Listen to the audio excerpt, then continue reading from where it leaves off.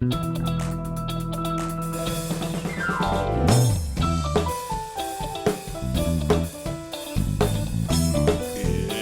Gem City Tonight with Andrew Mitakides, featuring music director Aimee James. Tonight's guests, from Stillwrights Distillery, Brad Measle. From Fitlove Studio, Erica Fitlove. And from the podcast Mike Talks Funny, Mike Shea. And now, ladies and gentlemen, here's your host, Andrew Mitakides. This is when you would start clapping. There we go. There it is. Thank you. Good evening, ladies and gentlemen, and welcome to Gem City Tonight. Welcome. I don't know if you're watching on your phones out there internationally on the internet, but thank you for being here. I am your host, Andrew Mitakides. Tonight we have a great show for you, and let's jump into it. But before anything happens, I want to go ahead and thank the people who are trying to roll the prompter because it's not going anywhere. So I'm just going to keep talking. I mean, we can talk about the weather. I'm just going to keep. Hey, and now we're talking. All right, we're cooking out of the gate. First off, I want to say thank you for all of my guests coming out tonight. I'm not actually sure how anyone got here, whether it's canoe or sailboat or skiff or tugboat. I don't even care if you cabrewed down here, but I'm glad you're here. So thank you for putting on your galoshes. Did you have a tough time getting here tonight? I brought my little canoe and my piano. It's not. Ever since for those not watching, whoever aren't here in Dayton, since the tornadoes, it has not stopped raining in this town. Everyone in Dayton feels like that scene from Forrest Gump, where he's like, "One day it started raining and it didn't stop for 4 months." It's exactly what it feels like in this town. It's like Mother Nature took a holiday. It was ridiculous. Actually, we were doing some research. And I want to thank McCall. I always say her name wrong. This is the only other person in TV that has a harder name than I do. McCall Verdiggs? I'm saying McCall, call me, I'll make it right. She's over at Channel 7. And I learned that in one of her tweets alone, in the month of June, we've had more rain than Seattle. Yeah, we got them beat. So Tom Hanks and Meg Ryan, eat your heart out. So we definitely have them beat.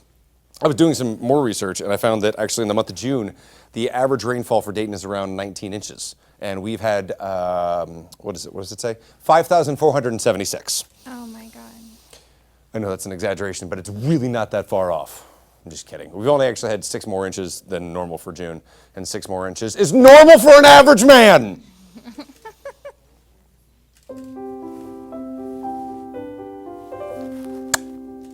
But, no joke. It's literally been raining long enough that I feel like Noah's about to go downtown with the ark and be like, anybody want to hop on? You in?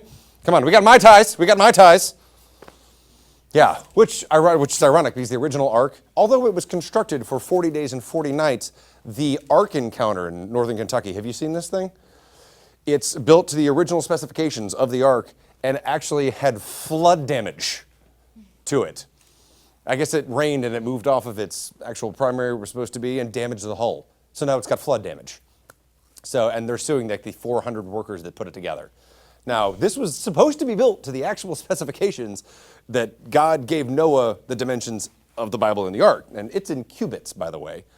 And it reads in the Bible, I can't talk tonight, in the Bible, and this is how you shall make it. The length of the ark shall be 300 cubits. Its width 50 cubits, and its height 30 cubits. I don't know if that's how God sounds, but I did that in my head. You did do it. In my head, he sounds like John Facenda. He's the guy who does the NFL films. The Packers take the Arctic tundra of Lambeau Field. If I get up there and he sounds like Tony Soprano, my whole world's going to be thrown off. So, getting back, first of all, for anyone who hasn't been in ancient Egypt and you haven't built a crypt for Tutankhamun recently, a cubit is actually like the length of your forearm, just to give you an idea. So, in essence, the ark was about a football field and a half long, about taller than a 4-story building, and had the capacity of 450 semi-trailers, which doesn't seem like a lot, especially when you're trying to get 2 of every animal on this cruise liner. And there's, 8.7 million different known species on this third rock from the sun? Yeah. Good luck with that. Now, the one in Kentucky isn't completely accurate, so don't get all excited, because I don't think Noah had a zip line, a movie theater, and a gift shop. And if he did, it would probably be full of shit. I'm going to let that joke sit for a second and just see what, give me a minute. Give me a minute. And we're back. So yeah, but if you're going to be on a boat for 40 days and 40 nights, I would have a game room too because, I mean, you're going to want to watch something because that much time with your relatives. I mean, and the thing that I love is, can you imagine building the whole boat and then you have to serve as the cruise director for this thing? Seriously, you get on the first night, it's like, good evening, ladies and gentlemen, and welcome to the Ark Experience, since all of you are my family anyway. Tonight we'll be having rabbit again, since we had 2 of them and we couldn't separate them, and they're everywhere. Then we'll proceed to our fun on the Lido deck for Shovel the Poop, and tonight's entertainment is the Rolling Stones. Because they're that old. I mean, I've suspended belief. I get it. The building of the Ark, the one dude doing it, that's fine, 40 days and 40 nights, that's like a vacation with your family, totally get it. On board. The thing I'm not wrapping my head around that's still baffling to me is that Noah was 600 years old when he started this thing. 600. His dad, Methuselah, lived to be 996. And he was still balancing his checkbook on his grandkids. So, 600? People are trying to retire at the age of 65 right now. And this guy is crapping his depends at 600 years old to get all of these animals. And I'm so glad he got all the ones we really needed, like rats and flies and mosquitoes and skunks. And thanks for that, Noah. But in the essence, it's like a lot of old people, he forgot some things, especially when you're 600. You know, you forget the dinosaurs, mermaids, dragons, centaurs, Pegasus, Yetis, and of course, my favorite, unicorns. Thank you for that. They just didn't get back on the land cruise. They just watched it wave. Just like, smoke them if you got them, not going on that boat. That's okay. Thank you. I just hope at some point any of his sons or any of his relatives pulled a full Jaws on him and just looked up at the thing and was like, you're going to need a bigger boat. I'm going to cut it. I'm going to do it. Of course, the Ark was afloat, and then it came to rest after 40 days and 40 nights. And the thing a lot of people don't know is Noah actually started a winery when he got done. And you would too if you spent 40 days and 40 nights with your relatives. I mean, hell, during Christmas, I spent 7 days with them. I turned into Hunter S. Thompson in the 70s. Drink everything in sight. That's a dated joke, but I'm still doing it. Instead, people at home are going like, who the hell is Hunter S. Thompson? That's fine. I'm expanding your knowledge of the TV show. But I don't think Kentucky's a good moniker to go on with drinking, because just recently in Smiths Grove, Kentucky, police actually responded to a car crash between a car and a horse-drawn carriage, which I thought was not an uncommon occurrence. Oh, go contraire, mon frere. Yeah, 400 carriage crashes a year. 400. That's a lot. Especially since I assume if you're using a horse and buggy, you're not imbibing in adult beverages. That's just me. I guess the guy, Reuben Yoder, they discovered, he was under the influence of alcohol. And it gets better. Not only that, he had 8 people in tow with him. He's dragging bodies around while tipsy. I mean, what do you call that? Equine while intoxicated? Is that what that's called? All right, let's say how many horse jokes we can make. Is he drunk from doing pony keg stands? No? How about he was shotgunning Colt 45s? No? That's it about it. That's all I got. I can't think of anything else. Yoder was actually arrested for operating a non-motor vehicle under the influence and criminal mischief. And the best part of the whole report is at the bottom of it, it says, the horse was okay and released on his own recognizance. How do you release what? All right, you're just smack it on the ass and send it on like Black Beauty style into the wilderness? How do you release a horse on a, whatever, Kentucky. Anyway, speaking of having drinks with your friends and probably not driving, 4th of July is coming up. This is our big 4th of July episode. So, and for all around the country, it's going to be fun. We're celebrating America's 243rd birthday. Yeah. So, and we love our 4th of July, as you know we do. The cookouts, the trips, the families, and let's be honest, we know exactly what this is about. Fireworks! Of course it is. Stuff that explodes. It's America. Those gunpowder parties in plastic that light up any shindig and make any redneck lose a finger, but still turns adults into children, and children into small instruments of wonder. But we all know with the good comes the bad. It also comes the hysterical with the stories when people have too many adult beverages and stick flares in their hand and pretend they're Iron Man. which is going to happen. I'm just calling it right now. Now, we was doing research, a couple disturbing facts. In 2017, there were 13,000 different injuries. And of those, 36% were under the age of 15. So if you're watching this, because this is going to premiere before 4th of July, please monitor the use of it. I don't care if you're an adult, if you're a child, if you have the mental capacity of a child, if you have the mental capacity of an adult and you're a child, whatever. Just be careful this holiday season. But the not so shocking thing about it was 70% of those injuries were male.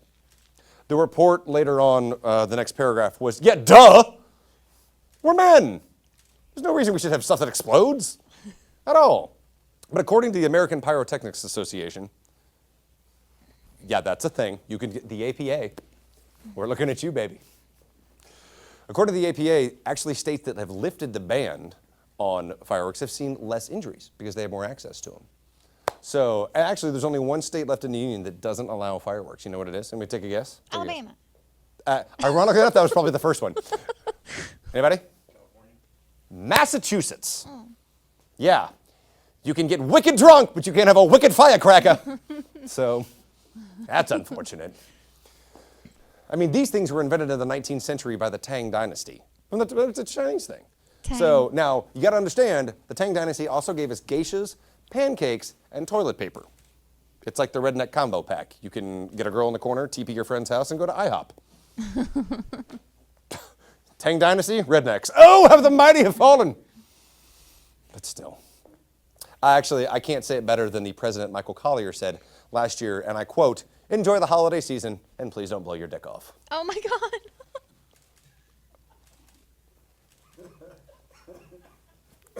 Quote. Quote.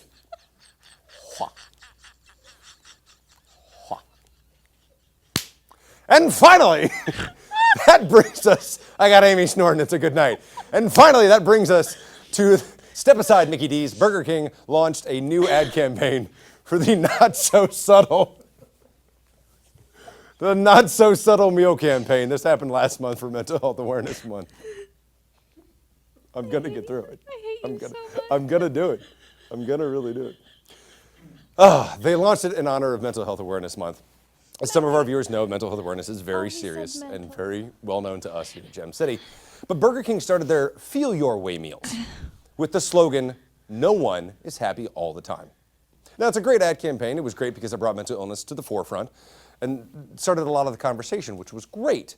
But I think at some point, Burger King was like, shit, screw it, let's have fun with it. Because these were their meals. You had the blue meal, which was for sadness. You had the yes meal, and it's like 6 S's, when you're feeling in a good mood. You had the salty meal, when you were feeling a bit jaded. The pissed off meal, these are all true. The pissed off meal, when you just had that kind of day. And finally, my favorite, the DGAF meal.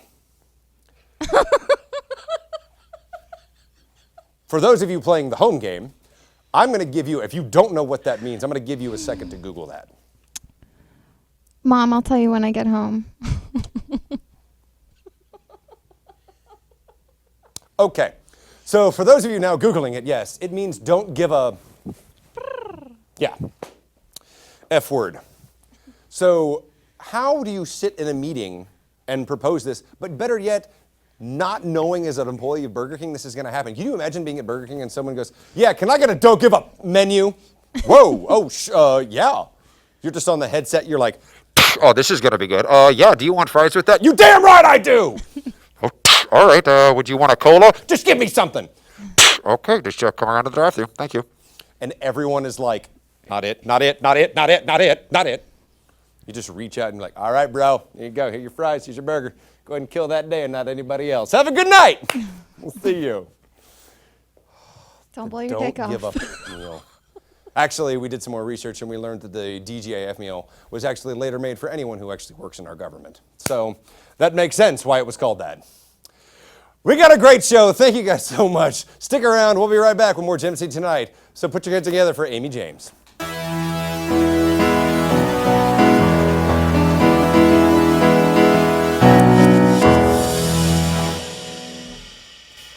Please don't blow your dick off. Just the utter balls to say that to anybody. Just. Oh, man. Oh, that's going to be the title of this episode. All right. So as we do every time, we give you Dayton facts. So the ladies from Dayton Unknown, this is going to be your facts. Which one is it? Yes. One of my favorites. One of the big things here we're known for in Dayton is Esther Price. So you had Esther Price? Who else am I talking to? Hi, how are you? No, it's not that. You just Hi, said, welcome have to you the show. had Hi, Esther what's your name? Price? Esther Price. Who's that? You've had Esther Price? The chocolate. Yes. I keep it in my fridge. Are you back? And we're back with sports and weather. You said blow your dick off, and I cannot get over that. Probably neither the guy who blew his dick off either. Because here's the preface of that thought. He's saying it probably because it's happened. Oh, it has. That's like saying this coffee is hot, be careful. Someone's hurt themselves. So Don't iron while your clothes are on. Someone's done it. So get all your right. tattoo ready. We've immensely digressed. Immensely. I'm never getting a job in television So did he. after this. All right. Your fun fact for the day for Dayton. Around 1950, Esther Price had put enough money with her candy business to buy a house on Wayne Avenue, where the company is headquartered today. No banks would make a loan to a woman. Esther Price funded her own expansion and bought the adjacent homes and properties and around her house to build the location of what we know today as Esther Price. And if you've never had it, please go on Esther Price. It is fantastic. It is a guilty pleasure. I know I have it at the holidays, so it goes well. So, but that is your Dayton fact for Dayton Unknown. So thank you, ladies from Dayton Unknown. Don't blow. All right, so this is our summer kickoff episode, which means summer, a lot of kids coming home from college, they get a summer job. And actually, Jonathan, just in case you wanted to know, I was Googling it, the Wienermobile is hiring. Yeah, the Askermeyer Wienermobile. You can literally get paid to drive around a giant wiener. My baloney has a first name. Can you play that? Yeah. There you go. There's like nothing you can't play. So I was Googling, everyone has good summer jobs. There's got to be bad summer jobs. So we went to Twitter and found the worst summer jobs. And these are some of them. These were the ones I liked. All right. Ooh, that's last. First day at a local restaurant. Order comes in with no almonds on the salad. Trainer puts the almonds on the salad anyway. I point out the request. She shrugs, sends it out anyway. Customer goes into anaphylactic shock. Worst summer job. I took a job caddying at a local golf course because that's all I was qualified for. Turns out I suck at it because I kept losing everyone's balls. Never quit the job. I just spent the entire summer walking around in circles, shrugging my shoulders. Worst summer job. Losing balls and There's a theme. There's a big old theme. There's a big. Oh my God, I can't breathe. This is better than the ab workout I was gonna do. That's not water, by the way. All right. I had to keep so many people off freshly painted park benches. Literally, my job for the summer was to watch paint dry. I was 21, I got promoted at a video store, and they made me an assistant manager. The entire time, my tag said, ass manager.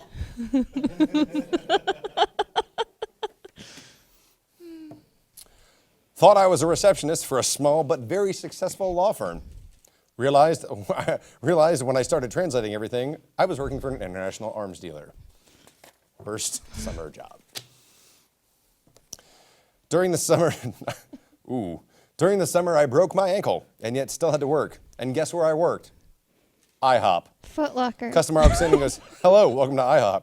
Customer replies, I didn't know I was IHOP, not U-Hop. And my favorite two that I saved for last. Photo developer at 1 Hour Moto Photo in DC. One time I had to pop the light on to look at a man's negatives to help him decide which one was the best shot for his penis. Oh my God. I told you there was a big old theme. I didn't think that. I wrote most of these jokes and I didn't sense. I'm sensing it. So we ended at 11 episodes. All right. Worst summer job. And my favorite one. got done translating for two people who are complete idiots. Hashtag Trump Putin translator. Worst summer job. Those are your worst summer jobs. So good luck if you are out there and needing one. Don't do the moto photo one. Who has literally the gall to walk in and be like, is this a good angle? Is this a good angle? How's the light off the head, not my head? Look at who you're talking to. This is not good. All right, we're going to move on to our next episode before we get canceled. Every now and then they let me away from the desk and we go do a segment of what we call a Greek on the Streets. We've been lucky enough actually to reach out to one of the distilleries in town. There's a couple, and we reached out to one of my favorites. I actually drank it at my wedding. It's Stillwrights, and we got to meet with Brad Measle, one of the co-owners, one of the founders, and one of the guys who makes some great, delicious alcohol in this town. So stick around. Here is Stillwrights. How to start that conversation with your friend about their mental health. First, make sure you aren't too far away. Closer. Closer. Whoa, too close. Now ask something open-ended like, you all good? Are you all good? Or is everything okay? Is everything okay? Well done, awkward teenage actor. Actually, no. Thanks for asking. Find out how you can help a friend with their mental health at seizetheawkward.org. All right, we're here with Brad Measle, co-founder, owner, consigliere of bourbon. What do you like? Yes, sir. Co-founder, owner's fine, for sure. All right. Head mop boy most days. So we're here in Fairborn. Why Fairborn? You know, we had this property from a previous business that my dad had started. So we operated a different business out of this building and the next one back. When that business kind of shut down, or when we shut that business down, we kept this building as our distillery building. And how many square feet? This is just under 10,000 square feet. And how much is storage? Because you store everything here, right? We do, yeah. The bourbon, about half and half production-wise. About half the building's production, about half of the storage. So why a distillery? How did you come up with this? Well, we were involved in another business that my dad had started, a millwright company, and that's the name Stillwrights is kind of a play on words from that, our previous life as millwrights. Dad's millwright company worked in all the factories around town until the factories around town started closing down, and then we started kind of thinking about what else we could get into as a family. And then Dad passed away unexpectedly.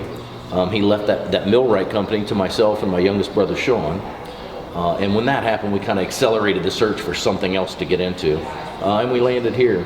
The way we went about that, as we were operating that millwright company, we kind of built two lists. One was like a dream job list. If we could get into anything in the world, what would that be? You know, if we could get into any business.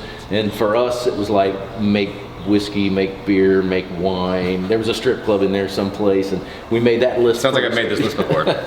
And then the second list we made was a list of businesses that do well in an economic downturn. Was kind of a big one for the second list, because we kind of saw Dayton headed for that back then. Again, this is 2007, 2008, with all the industry, the automotive industry leaving. And right at the bubble of the market and everything. That's right. Makes sense. So when we started studying into businesses that do well in economic downturns, the alcohol things that were on the other list kind of started popping up. So started off to be kind of a joke, but then as we kind of studied into it, we thought maybe we really could start a bourbon distillery here in Fairborn. So 5 years, right? Yep. All right, well, take me through how this works. Sure. All right. Okay, so this is the start of the process. This is the start of the bourbon making process. Lead me through it. Yeah, so our bourbon is a wheated bourbon, which sets us apart a little bit from the beginning. Most bourbons have rye in the mash bill, and we decided not to. So our bourbon, it's kind of like the difference between rye bread and wheat bread. We're a wheated bourbon. We don't have rye in the mash bill. So it's healthy for you is what you're saying. Okay, no, not exactly. It's a taste thing. Rye bread, bold and spicy, compared to wheat bread, which is a little smoother, a little sweeter. Okay. Same way with a wheated bourbon. So we use locally grown corn, malted barley, and wheat for our bourbon. And this is where it starts back here. All three grains are grown within an hour of here. Is it local, right? Yeah. Love it. Versailles, Ohio, McGlinch Family Farms. We get our corn and wheat there, and then Rustic Brew Farms in Marysville, Ohio, supplies us with our malted barley. So, okay. But this is where it starts. This is a huge ass bag. Yeah, 2,000 pounds. That's how we buy the corn and the wheat come in the 2,000-pound bags. We put the corn into the little corn bin, and then the malted barley we buy in a 2,000-pound box. Okay. And they all end up in the grain grinder. We'll grind those grains into flour, and then the flour will go up the white pipe into the next room to be cooked. And that has to do with the whole process of bourbon. We're not allowed to use sugar in the process. Why? Well, it's just a federal law. You're not allowed to use sugar to make whiskey. But sugar is what we need to ferment to create whiskey. So the first part of this process has to do with converting starch that's in the corn and the wheat, convert that starch into sugar. Okay. So that's the first part of this, the cooking of the corn and then the adding of the malted barley to change the starch into sugar to where we've got something we can ferment. All right. This is kind of step number one. We're step 2. Step number 2 in the next room where we'll cook that bourbon. Behind door number 2. All right, so this is step number 2. Yeah, step number 2. So you see the white pipe coming out of the ceiling. Yeah. That's where the flour will come out. We'll put a chute there and shoot that flour over into this pot to be cooked. We call it hydrolyzation. It's forcing water into the starch to prepare the starch for the next stage. Now, right now, we're set up to distill, so the distillation column is on top. That wouldn't be there when we're doing this cook or the mashing process. We'd have a mixer up there at that point. So you're set up to distill. What's the other thing you set up for? Cooking. So Okay. this pot does double duty. It's our cook pot, or our mash tun they call it. And then also it's our distillation pot too. So every week the distillation column comes down and the mixer goes up to do this process. So yeah, but back to the cooking process, we'll cook that corn and the wheat in there, prepare them, and then we'll get that ready for fermentation. We'll add the yeast into that and start fermenting the bourbon mash. So from here, where does it go? Go around the corner, we'll set it over there to ferment. Now, today I can't show you a bourbon ferment because we're making rum right now. We're right at the end of a rum making month. So we've got a couple of ferments over there I can show you that are rum. So bourbon, rum, moonshine. Yes, sir. Just those 3? Yes, sir. And then you have a coffee coming out, I heard? We do some coffee. We've got a barrel-aged coffee we're labeling our batch number 2. These are coffee beans that we put in a used bourbon barrel. They soak up some of the bourbon that was left in the barrel. How do we get this on the show? We need this. Along with the oak flavor from the barrel. It ages in there about a month, and then we roast it. The first batch was done by Reza's Roast. It turned out fantastic. And this batch is done by Namesake Coffee. And this is great too. This is a little bit lighter roast. We're just thrilled with how that's going. So I'm going to point this out. This isn't the color of anything that normally you put That's out. our green bourbon. No, This it's not. Not at all. This is our key lime pie moonshine, one of our most decorated products. It is an award-winning flavored moonshine. How do you come up with the flavors? You know, my brother and James, the other 2 owners, they did all of that. They worked with a flavoring company back and forth until they got them just the way they liked them, and it's been pretty cool though. The key lime pie is one of our favorite flavored moonshines. But this is our kind of our bottling setup. You can see we do everything by hand, wash and clean the bottles a little bit. The bottles go here to be filled, and we'll push a cork into them. Yeah, All by hand. Yep. Everything. That's awesome. Every bottle that we've ever done has come through here. We get the heat shrink on the top of them back there. They roll up here to the front, where we'll put on the label, stick them up into this, and just physically, manually put the labels on them. We try to get them as straight as we can, but every bottle that's on the shelf has been through this line. We have physically, put the labels on each one of them. So then they go out there to be packed out into the cases. From there, they'll go to the warehouse and then to a store near you.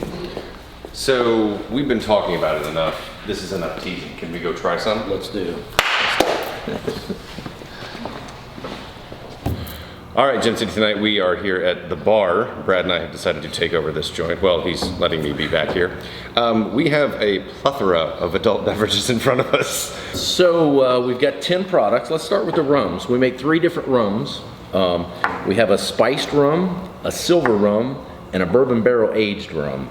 We might start with the silver rum. There's no way we're driving out of here. There's none. There's none. So the silver rum is rum made from molasses and cane sugar, We make it from scratch here, and then this is bottled at 80 proof. And this is just basically the rum coming right off the still. This is a great mixer, super clean. And that's this one? That's this guy here, yeah. Okay. We'll try that first, and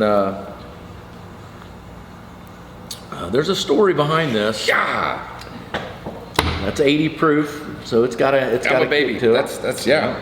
But a super clean mixing rum. It actually really is. I'm being a little over dramatic. I've never been over dramatic ever. Not once in my life. Okay. Yes. Okay. So from there, and this won a silver medal at the New York International Spirits Competition. So it's got some pedigree, I guess, behind it. How often do you like submit for medals and stuff? You know, we haven't done it in a long time. Our bourbon just won a bronze medal this year at the New York International Spirits Competition. That's the first one we've been in, I don't know, 3 or 4 years, I would think. We don't do it enough. We should get into more of those, but we've just been busy. So Nice. All right. But yeah, this again has got a lot of the oakiness, a lot of the whiskey-esque kind of flavors from the barrel. But this is rum, and this is probably my favorite of the rums right here. So enjoy. And that one's 90 proof. That's even higher. bad. Really? Yeah, even higher proof. But the Could have fooled me. aging in the barrel just takes a little bit of the sharpness off, adds a little smoothness to it. That's really good. I like that one better. All right. Apple Pie Moonshine. We're gonna need some solids in here. That's just None of us are grabbing them. Yeah. All right, and then just margarita. Yes, this is the best-selling flavored moonshine from here. Which one did you make first? Actually, all of these guys, from the traditional recipe moonshine, all the flavored moonshines, and the bourbon, all hit the market at the same time. Okay. In the summer of 14. So, yeah, this is fantastic, chilled. Right out of the freezer, into the shot glass, maybe a dash of salt from a salt shaker, and then down the hatch. All right. It's delish. Down the hatch, you see. There we are. The last is our baby. This is the straight bourbon whiskey. The pièce de résistance. Yes, sir. I'll take your word for that. The mwah. But you built the cornerstone on it. So That's right. Which one came out first? The bourbon? Actually, again, all 7 of these guys hit the market at the same time. Okay. The idea was that the moonshines would hit the market first because they don't have to age. While we were waiting on the bourbon to age, we would get on the market with the moonshines. As it worked out, by the time we got the moonshines ready with the labeling process and everything, the bourbon had aged 2 years, and we were ready to hit the market with that too. So all 7 of those hit the market in 14, and then about a year and a half later, the rums hit the market. So, All right then. Wow. so Thank you for having us here today. Enjoy. This is fantastic. This is, I mean, now we're talking. oh yeah, there it is. That'll cure what is it. That's Sure. that's mama's milk right there. That's delicious. I want to thank you so much for having us on the show. You bet. So we can find you at stillwrights.com, Yes, sir. and you have a fantastic tasting room. You guys do tours. When do you generally open? We do tours every Saturday at 1 o'clock. We're open 10 to 5 every day, except Sunday. So if you're ever in the area, stop in and see us. Love to show you around. You heard it from the man himself. We'll be right back with more Gem City Tonight. That was Brad Measle at Stillwrights. We had a great time. We tried some bourbon, had some rum, we tried some moonshine, we tried a lot of stuff. So to see the whole thing, go to Gem City Tonight at YouTube, and there's a lot. You'll enjoy it. We'll be right back with more Gem City Tonight, and my next guest, Erica Fitlove.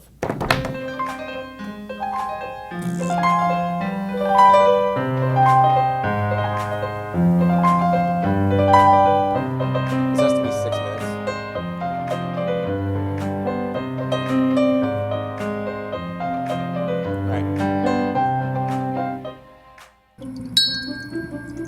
How to continue the talk with your friend about their mental health after you ask about how they were feeling. Put down that phone. Do it. Nobody's texting you. Phone down. Good. Now it's time to listen. If they're not ready to talk yet, check back in later. I'm always here if you want to talk. Okay? That was great. Find out how you can help a friend with their mental health at seizetheawkward.org.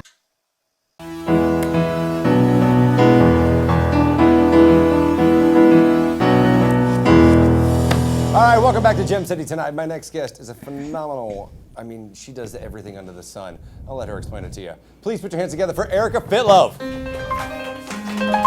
Hello. I'm a hugger. I'm the main thing. Yeah. I get in people's personal space all the time. That's what I do. So I was going to try to describe what you do, but this is only a 50-minute show. Yeah. So what in a I do a nutshell- lot. Yeah, I do a that's lot. an understatement, my dear. Yeah, it is. So in a nutshell, give us Erica. That's hard. I know, right? Man, I mean, I guess a few words to describe me would be boss lady, entrepreneur. So I own a fitness studio in Centerville, which I just opened my dream retail space. I actually trained out of a garage, like a dirty, disgusting garage for 2 years. Like, we made a joke. If you went to the bathroom, you don't know if you're going to come back alive. Like, that's how bad it was. All right, then. So I own a studio. I own an online fitness membership. And I'm an athlete for a supplement company, New Ethics. I have a tea company, and I am writing a book currently. Okay, do you sleep ever? A lot, actually. okay. Yeah, a lot. And I'm a single mom.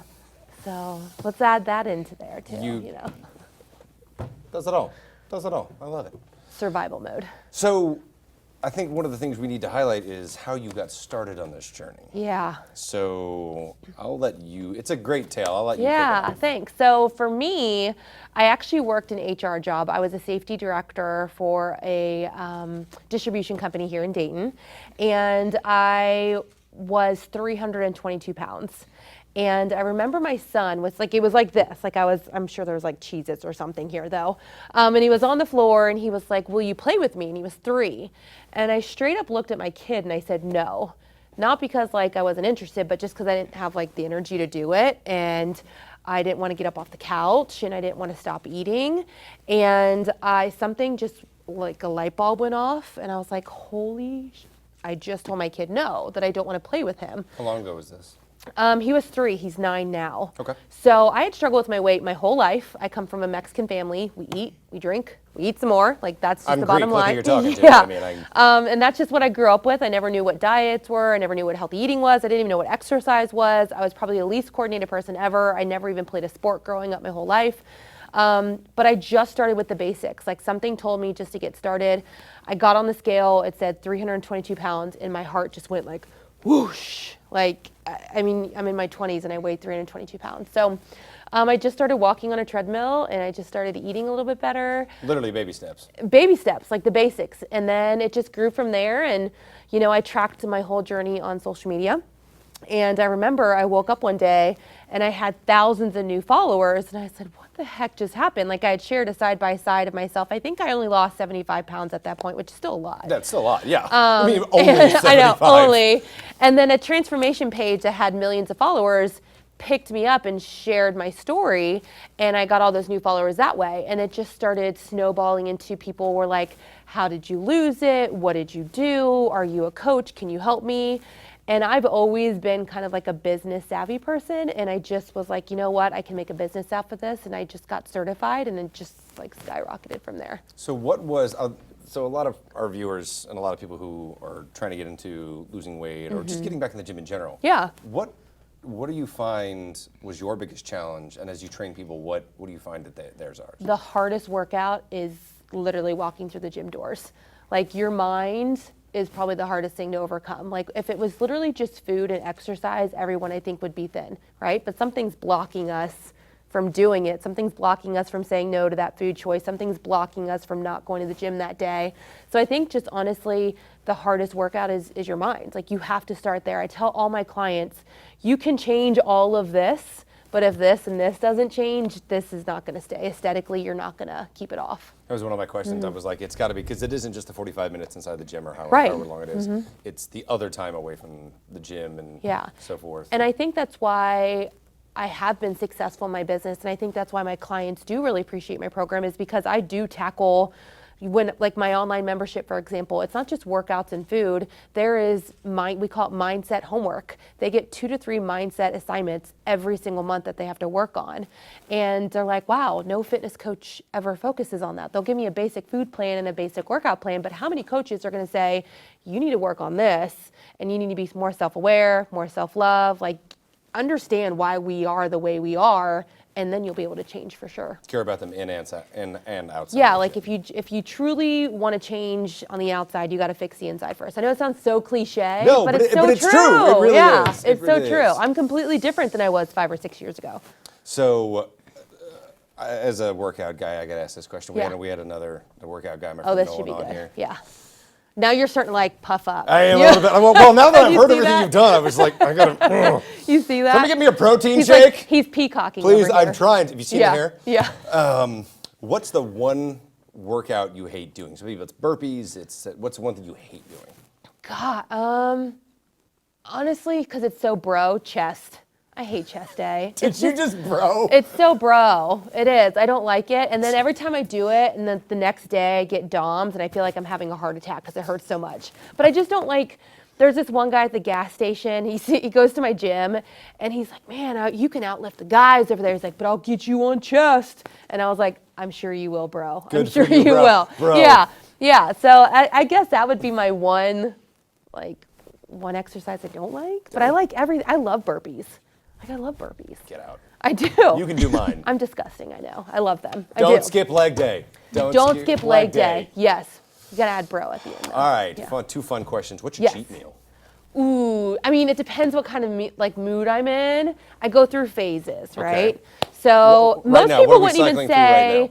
So most people wouldn't say this is like a cheat meal, but I love going to Dewey's Pizza and getting a gluten-free with veggies. Artichoke heart, pine nuts, oil. No, I do. I'm like, are you swinging through Wendy's? Are you going No, to see, Skyline? fast food, what's funny is I used to eat fast food 3 times a day. No joke. I would actually eat fast food, hide it in my car, and go home and cook dinner. Like, I was a fast food junkie. I haven't eaten in like 5 years because I'm like, if I'm going to cheat on something, it's going to be like someone's going to serve me. Like, I'm going to sit down. So it's either Dewey's Pizza or I love a turkey burger and sweet potato fries, which most people are like, that's not a cheat Yeah, meal. that's And I'm not a like, cheat meal. That's kind of is for me. I know. mine's Skyline. Oh, see, I haven't had, that would tear me up. No, I'm it sure. does. That's the thing. It's like once every 3 months. It would tear me Like, up. I'm not cycling it through every 14 and not days. in a good way either. Like a All right. gross Final way. question I ask everyone who comes on the show. Yeah. Where are you going in Dayton to hang out? Where's your favorite place? Are you your Zen moment? Your Mm-hmm. favorite bar? Where are you going?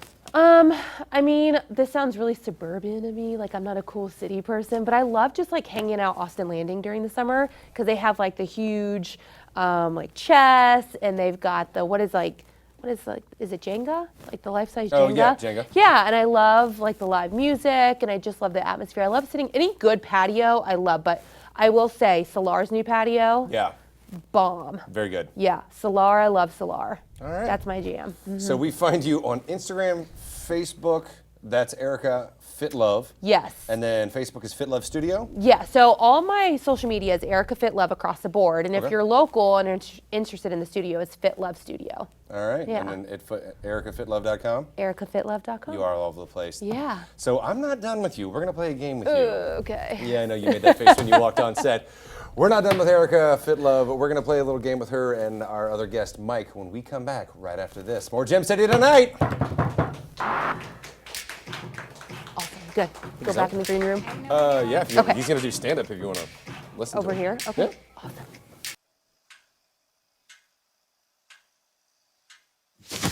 Awkward. Do I look familiar? I should. You might remember me from here. Here.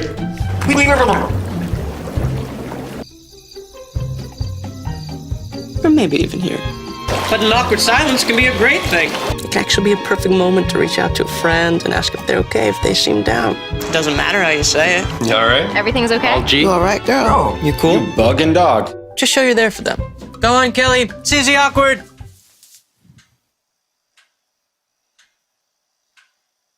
Hey, you haven't really been yourself lately. Are you okay? Find out how you can help a friend with their mental health at seizetheawkward.org. How to know if you should reach out to a friend. Your friend might be.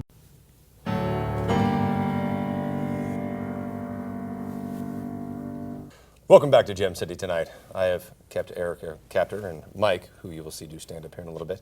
We're going to play a little game of Liar Liar, Pants on Fire. In front of us, we have one that is a lie and one that is a truth. We're going to try to figure out which one is each for each person. So, Mike, you want to go first? Sure. All right, Get after it. Which one do you want them to pick? We're going to do one or two? I'm feeling 2. All right, let's do 2. All right. 2? Yes. All right, number 2. I am a former math teacher. Ooh, I mean, the jacket says yes. Okay, well, you're not wrong. Okay, what grade did you teach? It was all high school, so everything from... like geometry or? A little bit geometry, algebra were the 2 big ones. Yeah. Who was your trouble student? Oof. Her name was Samantha, and she had a hard time just remembering like that X and Y were meant to be variables, not actual like numbers. How long ago was this? About 4 years. What'd you have for lunch every day? Every day? I mean, I'm a big tuna salad fan. Wait, why is the personal trainer going to food right out of the gate? Okay, where was this? It was in Centerville. What school? Centerville High. What school? Well, there's more schools in Centerville. Yeah. Well, he said algebra. He said it was high school. Yeah, That's right. You got I don't know any other good questions to ask. I mean, I feel like he's pretty... All right, that's our time. Yeah. I'm gonna... True? I don't know. Look at his eyes. Like, I'm kind gonna of go... beady. I'm gonna go true. I'm gonna say true. I'm gonna go true. That's false. Oh, come on! Anna, really? I was an English tutor at a learning center in Centerville. Okay, so he just used the same students and whatever. Okay. I see you. That's how you play the game. It was a lie. I see you. All right. Okay. So you 2 against me. All So right. which one do you want me to pick? All right, no, you're the guest. No, we'll do you. Okay, which one do you want me to pick? 1 or 2? I mean, I had number 2, so for her, I think number 1. Let's go 1. Okay. Okay. All right. I flew to California for a date. What part of California? Southern California. SoCal. Okay, that big part. There's a lot of cities. SoCal. Lot. SoCal. It was SoCal, Laguna area. How long did you stay for? 3 days. What was his name? Nico. How long did it last? I'm sorry, can we back up to Nico? Wait a minute. Hold on. Let's put a pin in that. Let's get back to this. How did you... My mother's gonna kill me. How did you meet Nico? Do we have... How many tap-out shirts did he own? Zero. It's Ed Hardy. Get it right. What was his favorite brand of Axe body spray? Is that even a thing still? Okay, wait. All right. We digress. How did you meet him? Online. How long ago was this? 3.5, 4 years ago. Did he go anywhere? Yes. How long did you date? A couple months. This is a goddamn lie. This is a lie. This is a goddamn lie. This is a lie. Lie if I've ever heard one. Yeah. Nope, it's actually true. Are you kidding me? My mother's gonna kill me. She doesn't know this story. She knows now. She knows now. Now it's on Everyone television. in Dayton knows now. Nico, if you're watching, First off, Nico, I don't even think knows what tap out is. He's Croatian, so I don't think he would even know. Oh, I think they invented it. You should get Nico on the show. Oh, that'd be Can we interesting. Skype Nico? Nico, if you're watching Gem City tonight. I guarantee you if I FaceTime him, he probably would answer. All right. All right. You guys Good are stuff. up. All right. What are you feeling? We did 2, 1. Go back to 2. Let's go back to 2. I once worked at McDonald's for 3 days. Why'd you quit? They put me on drive-through and I couldn't hear anything on the damn headset. What was your manager's name? Tim. Real douche. Really? I can say douche on TV. Real douche. Was this in town, locally? It was in Centerville. Was it your first job? No, it was like my second or third. How old were you? Ooh, God, I had to be 16, 17. Okay. I was still in high school, so. Did you steal food? No. You still go back to that McDonald's? It was the one that was torn down, so technically the one in Centerville, so, yeah. I mean, right off the bat, I already feel like this is true. I really feel like this is true. Yeah, because you just got some, I mean, you're just... He would. Yeah. He would. Yeah, you would? Yeah, he would. Okay. I'm going to go with this is true. I think this is true. Yeah, it's true. Yeah. Yeah, it's true. Yes. Dun, dun, dun. It is true. All right, I want to thank Erica Fitlove. Mike is going to come back and do some stand-up for us, so stick around for more Gem City Tonight. What was your other one? I wrecked 5 cars.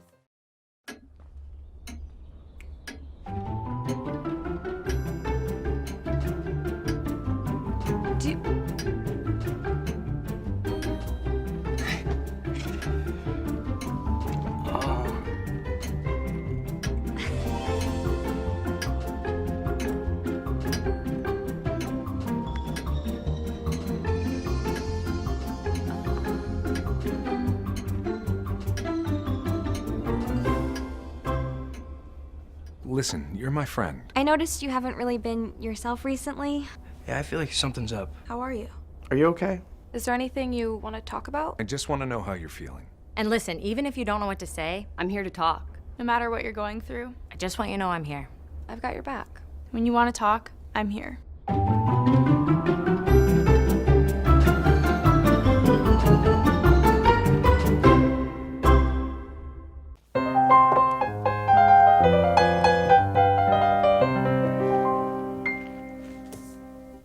All right, our next guest is comedian.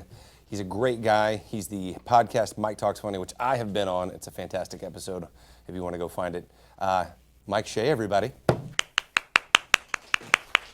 Hey! Hello! I don't know how many there are in here tonight, but I'd like to apologize to the single women in the room. I'm already like a brother to someone else. It's not that I'm bad with women. I'm just about as popular as a white crayon. It's my favorite joke. I like that. I don't care. It's my favorite joke. I love how they have me on the same show as a fitness expert and the Greek god that he is, Mitakides, and I look like this. I mean, I'm a guy who has a regular order at the McDonald's drive-thru. It's where's your Zen place to go, Mike? I don't know, Waffle House, the place where you get a giant plate of hash browns for $2. I mean, I know exactly how much my McDonald's order is going to be every time I go. That's where I'm at. Yeah, I've been single for a long time. You know, they say if people like to joke, oh, if I die, you know, clear my internet history. If I die, just destroy my computer. It's fine. It's fine. It's my second favorite joke. I love it. She says, oh, I stepped on a scale and was like, oh, I was so scared by the fact that I weighed 320 pounds. I feel personally attacked. Okay, awesome. I've gained so much weight now that my grandmother doesn't even ask me, honey, can I make you something to eat anymore? That she doesn't well, she does, but it's with a slight hint of fear in her voice. I've been losing and gaining the same 12 pounds since I was 25. So usually it's in my ass. But oh, man. I love my grandma. My grandma and I, she's a big baseball fan. I'm a big baseball fan. We love watching the Indians together. One day, finally last year, I said, Grandma, why do you love baseball so much? It's because it's the great American pastime. And she says, no, Mike, those baseball players, they just have such darn nice tushies. I love their tushies so much. This is the most I've heard the word tushy in my life ever. And I don't know why I gave my grandmother a Minnesota accent, but we're just going to roll with it. My grandpa walks in the room. I said, you know, Grandpa, she's just watching baseball so she can stare at dudes' butts. And he's like, why do you think she married me? And he shook his ass and he walked out of the room. I can never watch baseball with my grandma again because now I know 3 feet to my left she's feeling some type of way and therapy's expensive. Oh, man. I like doing stand-up because it's not a glamorous profession. I'm not a glamorous person. I wear an expensive blazer, but I lean up against fuzzy walls. It's bad back here right now. I went to the gym one time. Somebody said, hey, Mike, how many crunches can you do? I said, I don't know. It depends on how many chips are in the bag.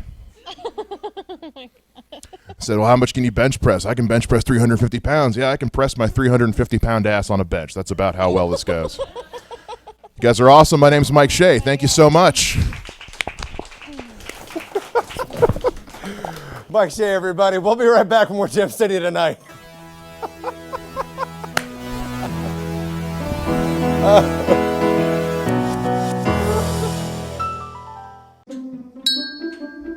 How to know if you should reach out to a friend.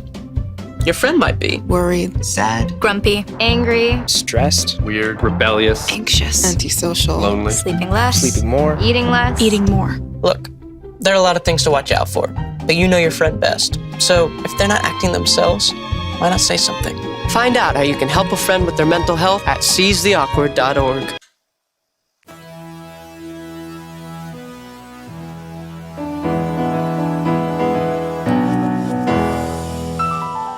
All right, that's our show. I want to thank Brad Measel from Stillwrights, Erica Fitlove, and of course Mike Shea, the comedian. Follow us at Gem City Tonight on YouTube and gemcitytonight.com. And remember, you're not alone. And you never will be.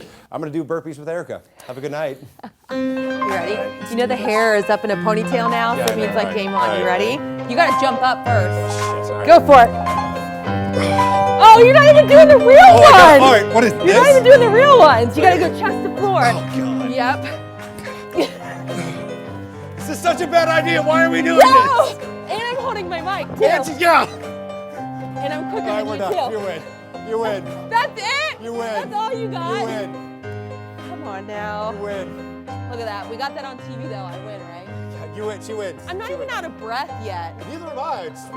He's like, got a whole second. Oh. I'm done. I'm out. I'm done. I'm out. I'm out. Come on now. Unimpressed right now. Unimpressed. I can't sweat through the next segment. You really are out of breath, aren't you? No.